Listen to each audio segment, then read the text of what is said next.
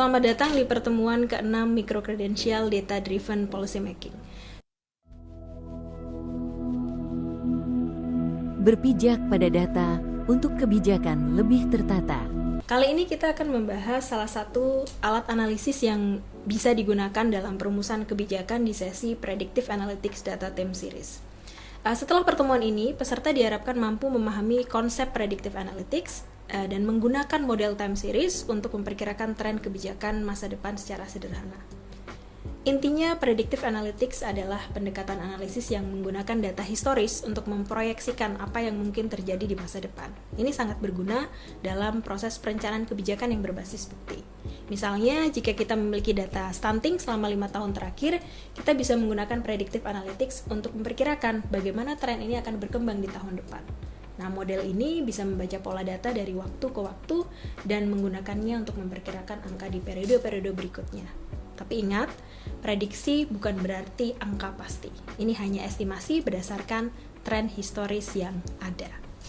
Nah, sekarang mari kita mulai tutorial praktis mengolah data stunting di tahun 2019 sampai 2024 untuk memprediksi angka di tahun 2025.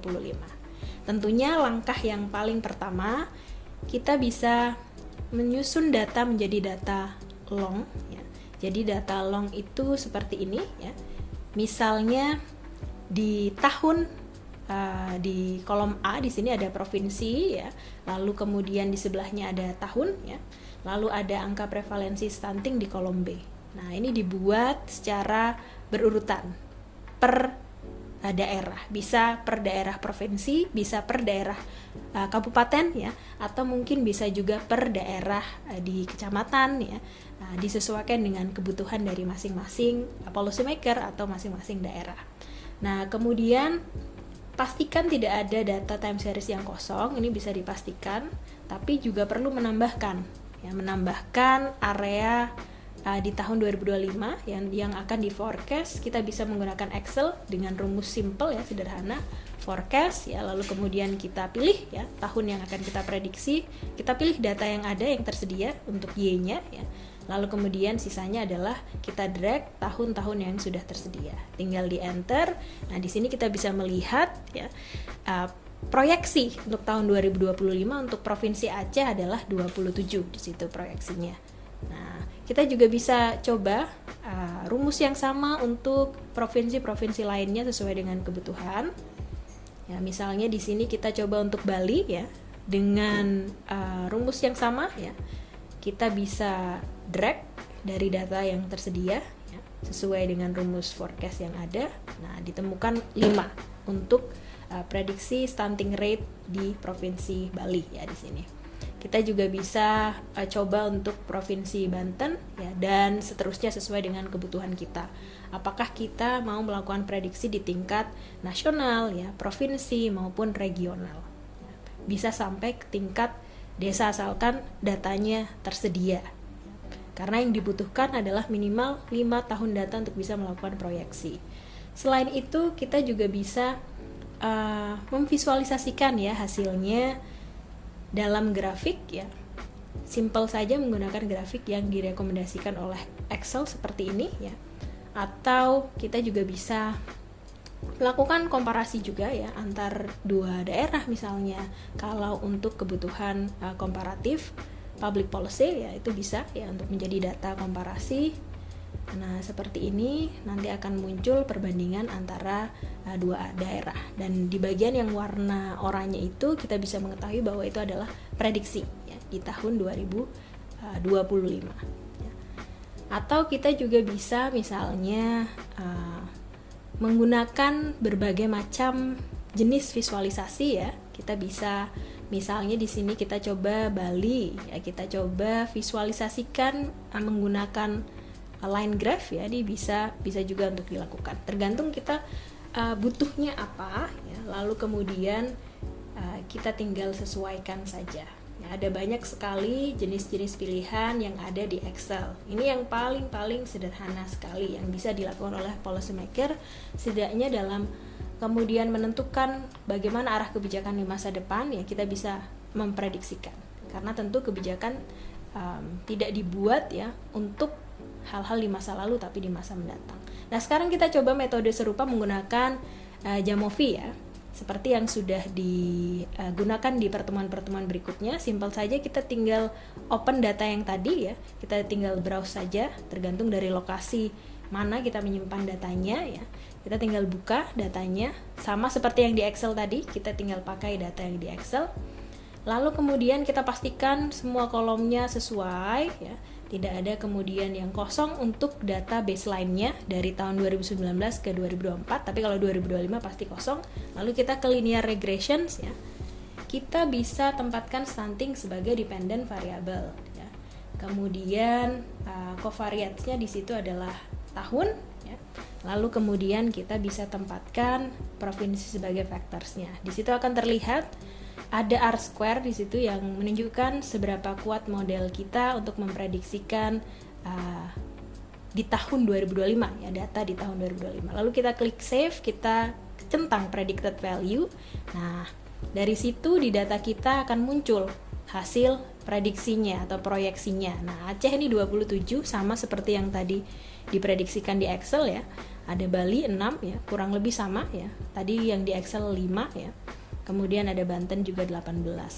Nah, data ini tinggal kita bandingkan saja dengan yang hasil Excel tadi, atau mungkin bisa kita olah, kita visualisasikan menggunakan Excel ya. Jadi kita tinggal buka di Excel dari data hasil Jamovi, kita tinggal visualisasikan saja. Misalnya kita coba Provinsi Aceh lagi ya. Di sini tinggal kita visualisasikan antara prediksinya dan juga data faktanya. Nah, ini bisa kita lihat data hasil prediksinya ya, atau predicted value-nya itu tidak jauh berbeda dengan data realnya ya, data stuntingnya. Sehingga bisa kita anggap bahwa proyeksi ini cukup valid untuk bisa kemudian memprediksikan angka stunting ke depannya. Di sini kita bisa lihat Aceh ke depannya akan menurun ya, tren stuntingnya. Nah, ini bisa diterapkan ke semua daerah provinsi maupun daerah kabupaten, kota ya, sesuai dengan ketersediaan data atau data yang bisa kita ambil di BPS ya, di internet, atau mungkin dari instansi masing-masing. Pasti saya yakin ada datanya ya. Nah, begini ya, baik Excel maupun Jamovi keduanya menghasilkan proyeksi yang kurang lebih serupa ya. Bedanya kalau untuk Jamovi ini bisa memberikan lebih banyak ya output statistik, seperti misalnya nilai R-square ya, dan signifikansi dari model ya.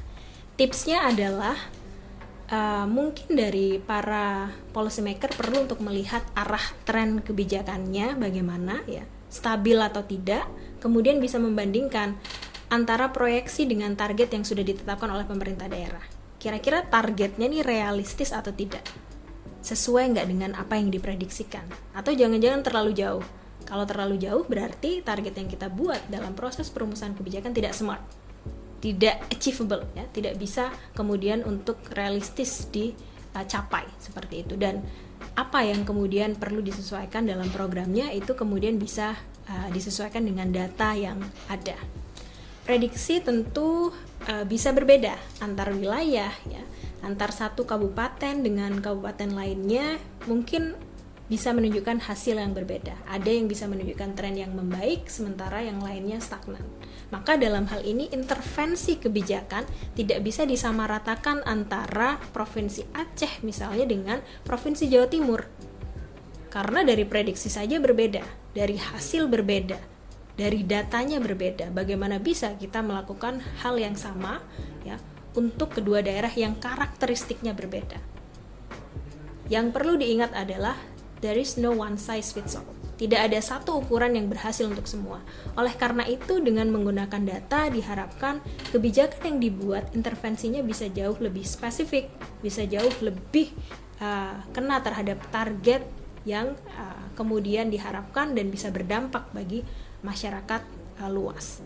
Tapi ada yang perlu kita ingat ya, bahwa prediksi ini sebenarnya adalah alat bantu ya. Nah, bisa memberikan arah tapi bukan menjadi keputusan final. Tetap kita butuh yang namanya penilaian kontekstual dan fakta-fakta lainnya dari lapangan, tidak hanya sekedar prediksi.